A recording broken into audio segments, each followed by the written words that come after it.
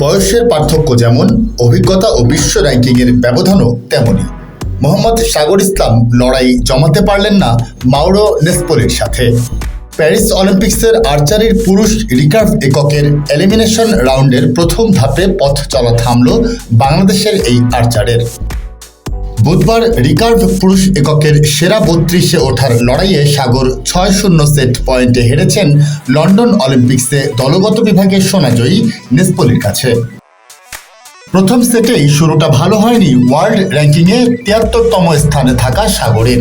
৩ শটে যথাক্রমে ৮, ৯, ১০ মিলিয়ে ২৭ স্কোর করেন তিনি। অন্যদিকে র্যাঙ্কিংয়ে পঞ্চম স্থানে থাকা নেসপোলি করেন ৩০।